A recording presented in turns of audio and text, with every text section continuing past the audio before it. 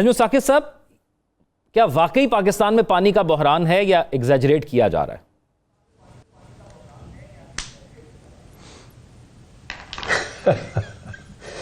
देखिए, अभी आपने एक बात की है कि अगली जंग जो होगी वो पानी पर होगी, तो मुझे ख्याल आया पानी होगा तो जंग हो।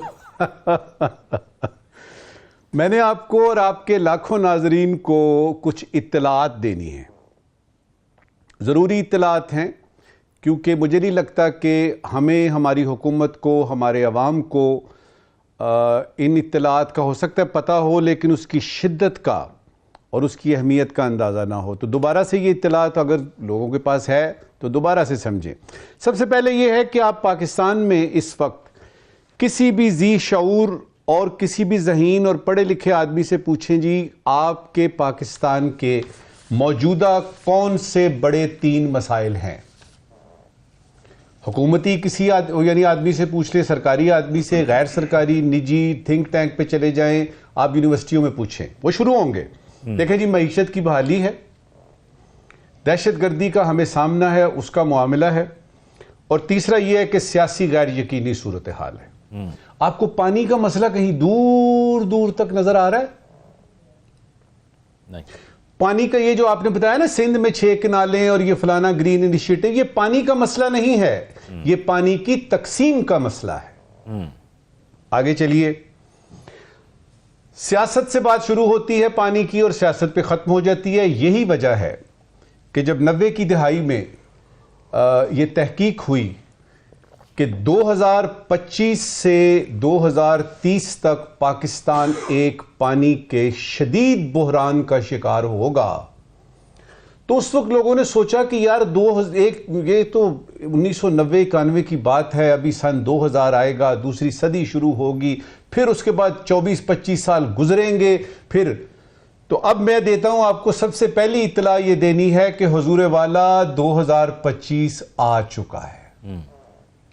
जनाबे अली मसनद नशीने अली मर्तबत अली हुजूर 2025 आ गया है, और 2025 के जो समरात थे जो मैं बताया गया वो मिलने शुरू हो गए हैं। इरसा के मुताबिक सिर्फ इस महीने का पानी है पाकिस्तान के पास, मई में क्या होगा ये इरसा नहीं जानता। तो पहली इत्तला तो ये देनी है कि जनाब अली 2025 आ गया है। जल्दी से आपको बाकी की इत्तलात भी देता हूं और फिर आखिरी एक खबर दूंगा आपको जी। इत्तला देनी है कि मईशत, सेहत और माहौलियात तीनों खतरात में घिरे हैं। इत्तला देनी है कि पानी की दस्तयाबी वाटर स्ट्रेस्ड लेवल तक पहुंच चुकी है।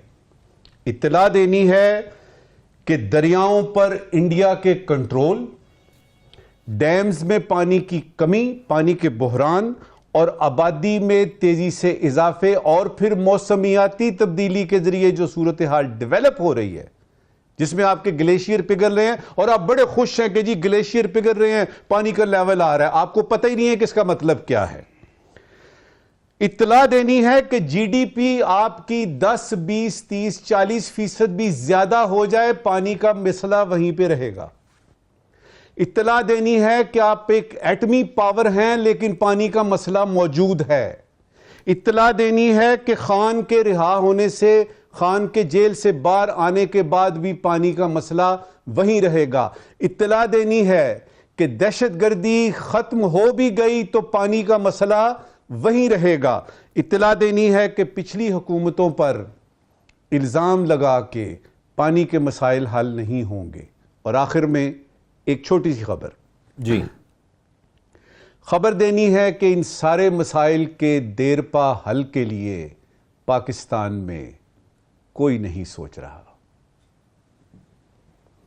के बाद खुश आमदीद नाज़रीन, अब ज़रा बात करेंगे कि इत्तेहादी नाराज़ हैं इस मामले के हवाले से, और बिलावल भुट्टो साहब ने यह भी कहा था कि हमने कालाबाग डैम भी नहीं बनने दिया था इस वजह से कि पानी की तकसीम का मसला हो जाता, और वो कह रहे हैं कि इस मामले के हवाले से भी वो सख्त मौक़िफ़ रख रहे हैं। और फिर गवर्नर पंजाब कह रहे हैं, या पीपल्स पार्टी तमाम ये कहती है कि ये मौजूदा हुकूमत उनके बगैर एक दिन नहीं चल सकती, और ये बात बिल्कुल ठीक है।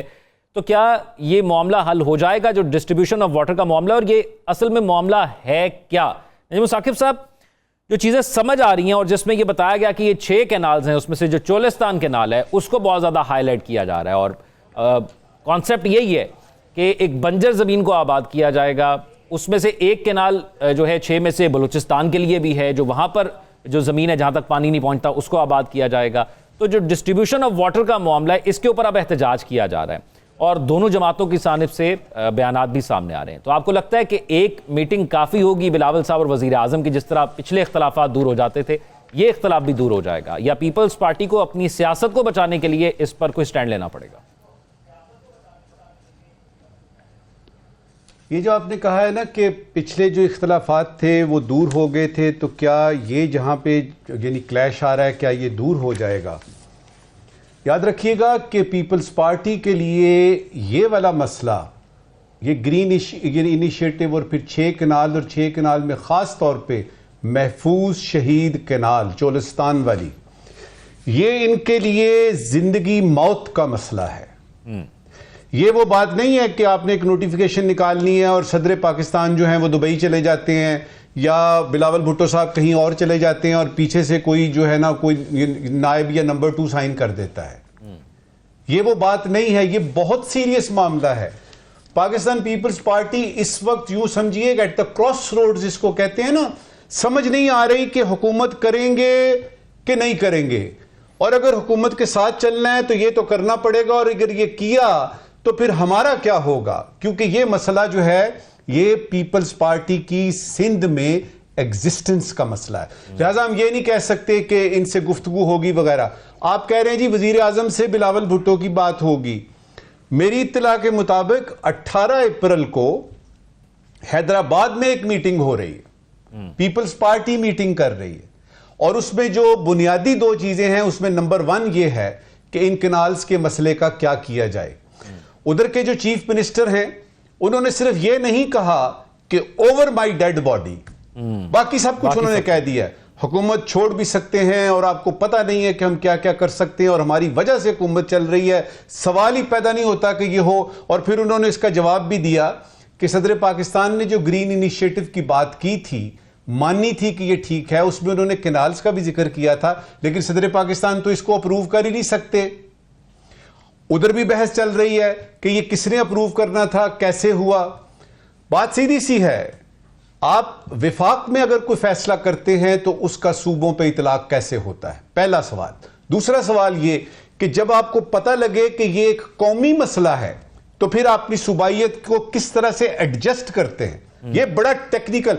इसी के लिए वो कह रहे हैं ना कि ये जो आपकी सीसीआई है, काउंसिल ऑफ कॉमन इंटरेस्ट, ये अचानक क्यों सामने आ गई है? अचानक क्यों सामने आ गई है कि इसकी होनी चाहिए, इसकी मीटिंग होनी चाहिए? क्योंकि ये वो सीसीआई है जो कि विफाक और सूबों के दरमियान जब कोई तनाज़ा आता है तो उसमें जो है वो ये फैसला करती है। और जो पिछली दफा ये 1991 अकॉर्ड हुआ था वो भी सीसीआई नहीं अप्रूव किया था, ऐसा ही है। और उसमें अचानक क्यों आपको ख्याल आ गया? आप तो इत्तेहादी हैं भाई। देखे ना, अगर पीपल्स पार्टी होती यानी यूं समझिए अपोजिशन में, तो हम मानते कि हाँ भाई ठीक है, आप बुलवा रहे हैं सीसीआई की मीटिंग। आपके तो इत्तेहादी है।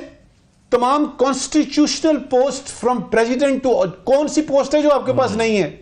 आपके पास पूरा एक सूबा है, उसके साथ आपकी जो है वो बलूचिस्तान में भी हिसाब किताब है, आपका चीफ मिनिस्टर, और फिर उसके बाद यानी आपके चेयरमैन सेनेट, सारा कुछ आपके पास है। और आपको मीटिंग करने की जरूरत नहीं है दिखाने के लिए। दुआ हमारी ये है कि प्रेसिडेंट जरदारी साहब जो है वो सेहतयाब हों। दुआ हमारी ये है कि ये प्रेसिडेंट जरदारी साहब बैठे और प्राइम मिनिस्टर शहबाज शरीफ बैठे, और अगर पॉसिबल हो तो नवाज शरीफ साहब भी तशरीफ लाएं उस मीटिंग में और ये फैसला करें कि क्या, क्योंकि अगर आपने ये फैसला नहीं किया, जो स्ट्रेटेजिक तस्वीराती अहमियत खासतौर पे महफूज शहीद कनाल की बताई जा रही है कि उस तरफ थर है और उसमें जो है वो इंदिरा गांधी नाम की एक जो है वो कनाल चल रही है और वो भरपूर है। इसमें आपके कुछ दिफाई मसाइल भी हैं जो बीच में उलझे हुए हैं, लिहाजा इसको इस तरह से नहीं आप कर सकते, अच्छा जी करना है कि नहीं करना। ये बड़ी सोच विचार का मामला है और इसमें कुछ भी हो सकता है। लिहाजा हमारी तो ख्वाहिश होगी कि इसको 2 पार्टियों का मसला ना बनाएं, पाकिस्तान का कौमी मसला समझ के देखें और खुदा के लिए कालाबाग डैम या यानी जो बाकी सारे डैम्स थे वो तो सियासत की नजर हो गए। इस अहम मसले को सियासत की नजर ना होने दें।